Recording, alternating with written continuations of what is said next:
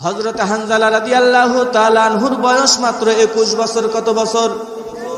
21 বছর বয়সে তিনি বিবাহ করেছেন। সবেমাত্র বাসর ঘরে ঢুকেছেন, স্ত্রীর সাথে মেলামেশা হয়েছে, গোসল ফরজ হয়েছে। এমন সময় বাহিরে কে যেন বলছে আল জিহাদ ফি সাবিলিল্লাহ। জিহাদের কথা শোনা মাত্র গোসল পড়তে তিনি ভুলে গেলেন, স্ত্রীর কাছে গেলেন। যাওয়ার পরে বলতেছেন, ও আমার স্ত্রী, তুমি আমাকে তরবারিটা দাও, আমি উহুদের ময়দানে যুদ্ধে যেতে চাই। স্ত্রী কোনো কথা বলতে পারলেন না। হানজালা রাদিয়াল্লাহু তাআলা আনহু তার স্ত্রীকে ডাক দিয়ে বলছেন চোখের ভাষা থেকে, ও স্ত্রী, মন খারাপ করো না, আমি তোমার সাথে সুন্দর করে সংসার করব, আর আমার রাসূল উহুদের ময়দানে কাফেরদের মার খাবে তা কখনো হতে পারে না। আমি হানজালা প্রয়োজনে আমার রাসূলের জন্য জীবন দিয়ে দেব। 21 বছর বয়স, নতুন বিয়ে করেছেন, বাসর রাত্রিতে। ইতিহাস পড়ে আপনারা দেখেন, যুবকদেরকে আমি বলতেছি, হ্যাঁ। আর তোমার আজকে 22 বছর বয়স, 25 বছর বয়স, ইসলামের জন্য গার্লফ্রেন্ডের সাথে কথা বলা তুমি ছাড়তে পারো না। কি আমি কি ভুল বললাম? এটা যে একটা হারাম রিলেশন, আল্লাহকে খুশি করানোর জন্য, রাসূলকে খুশি করানোর জন্য হারাম রিলেশন আজকে তোমরা ছাড়তে পারলাম না। আল্লাহ পাক তোমাদেরকে হেদায়েত দান করুক। সকলে বলি আল্লাহুম্মা আমিন। আমার প্রিয় বন্ধুগণ, হানজালা রাদিয়াল্লাহু তাআলা আনহু 21 বছর বয়স, গোসল করতে তিনি ভুলে গেলেন, জিহাদের ময়দানে চলে গেলেন। অসংখ্য কাফেরদেরকে তিনি নিহত করে ফেলে নিজেও শহীদ হয়ে গেলেন। উহুদের ময়দানে মোট শহীদের সংখ্যা ছিল হচ্ছে 70 জন। কতজন? 70 জন সাহাবী শহীদ হয়েছে। রাসূলুল্লাহ সাল্লাল্লাহু আলাইহি ওয়াসাল্লাম শহীদদের লাশ গুনতেছেন, দেখতেছে 68টা। শুধুমাত্র 2টা লাশ পাওয়া যাচ্ছে না। একটা হচ্ছে রাসূলের চাচা আমির হামজা, আর 2 নম্বর হলো হযরতে হানজালা। বলে সুবহানাল্লাহ। রাত্রিবেলা স্ত্রীর সাথে মেলামেশা করার পরে তিনি উহুদের ময়দানে আসার পর অসংখ্য কাফেরদেরকে দুনিয়ার বুক থেকে বিদায় করে দিয়া তিনি নিজেও শহীদ হয়েছেন। রাসূলুল্লাহ খুব চিন্তিত হয়ে গেলেন, 2টা লাশ পাওয়া যায় না, কার লাশ? হযরত হানজালা রাদিয়াল্লাহু তাআলা আনহুর স্ত্রী রাসূলের সামনে এসে বসলেন। বসার পরে বলছেন, ইয়া রাসূলুল্লাহ, ইয়া হাবিবাল্লাহ, গতকালকে বিকাল বেলা আপনি একটি বিবাহ করিয়েছিলেন, আপনার কি মনে আছে? রাসূলুল্লাহ বলতেছেন, হ্যাঁ আমার মনে আছে। হানজালার স্ত্রী হাতটা বের করেছেন, বের করে বলতেছে, ইয়া রাসূলুল্লাহ, দেখেন আমার হাতে এখনো মেহেদি লেগে আছে, এই মেহেদি কত সুন্দর করে লেগে আছে, আপনার কি মনে আছে গতকাল আপনি কার বিবাহ করিয়েছিলেন? আমার রাসূল বললেন, গতকালকে আমি হানজালার বিবাহ করিয়েছি এবং তার বিবাহের খুশিতে আমি নিজে কুরমা খেজুর ছিটিয়েছি। আল্লাহ রাসূল সাল্লাল্লাহু আলাইহি সাল্লাম এত খুশি হয়েছিলেন যে নিজে কুরমা খেজুর ছিটিয়েছেন হযরতে হানজালার বিবাহের পরে।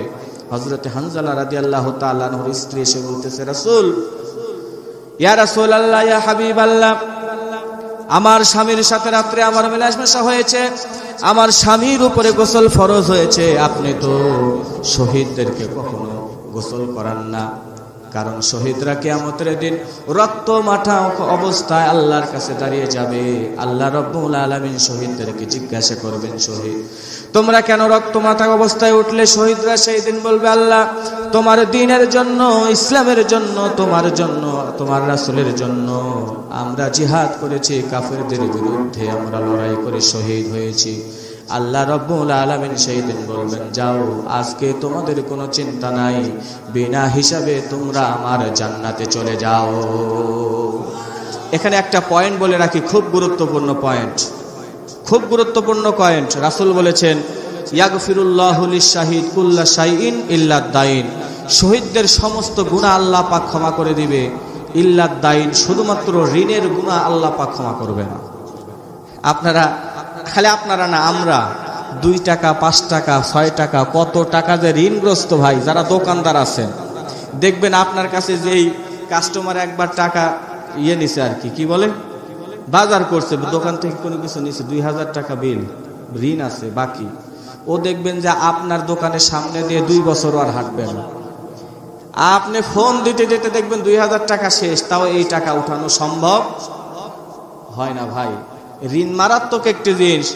1000 টাকাতে কালকেই দিচ্ছে, কাল বলে আর কাল পার হয়ে যায়, তাও খোঁজ পাওয়া যায় না।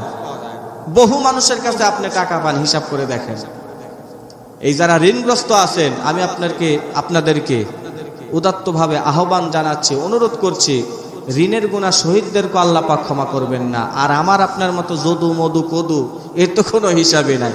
ঋণগ্রস্ত অবস্থায় কোনো সাহাবী মারা গেলে রাসূল তার জানাজা পড়াতে চাইতেন না। প্রিয় বন্ধুগণ, আপনারা ঋণ যদি করে থাকেন, দোকানদার যারা আছে বিশেষ করে, ঋণগুলা মৃত্যুর আগে পরিশোধ করে দিবেন অথবা ক্ষমা চেয়ে নেবেন। আল্লাহ পাক কবুল করুক, সকলে বলে আল্লাহুম্মা আমিন। হযরতে হানজালা রাদিয়াল্লাহু তাআলা আনহু শহীদ হয়েছে। তার স্ত্রী বলছে, ইয়া রাসূলুল্লাহ, আমার স্বামীকে যেন গোসল করানো হয়। কিছুক্ষণ পরে সাহাবীরা দৌড়ে আসতেছে আর বলতেছে, ইয়া রাসূলুল্লাহ, হযরতে হানজালা রাদিয়াল্লাহু তাআলা আনহুর লাশটা পাওয়া গেছে। আমার রাসূল দৌড়ে গেলেন, যাওয়ার পরে দেখছেন কে যেন কাফনের কাপড় দিয়ে মুড়িয়ে রেখেছে। শুধু তাই নয়, মাথার কাপড়টা সরালেন, লক্ষ্য করে তিনি দেখলেন চুলগুলো বেয়ে বেয়ে টপ টপ করে পানি পড়ছে।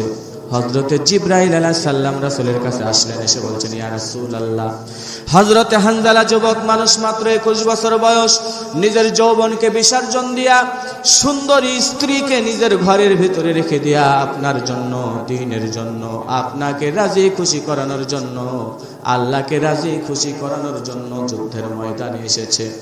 আল্লাহ রাব্বুল আলামিন তার কুরবানিতে এত খুশি হয়েছে, আমি জিবরাইলকে আদেশ করলো হানজালার লাশটা যেন 3য় আসমানে নিয়ে যাই। হানজালার লাশটা আমরা 3য় আসমানে নিয়ে গিয়েছি। হাউজে কাউসারের পানি দিয়ে আমরা ফেরেশতারা তার গোসল করিয়েছি। ইয়া রাসূলুল্লাহ, হানজালার গোসলের ব্যবস্থা আপনার করা দরকার নাই, আল্লাহ পাক হাউজে কাউসারের পানি দিয়ে তার গোসল করিয়েছেন, বলে সুবহানাল্লাহ।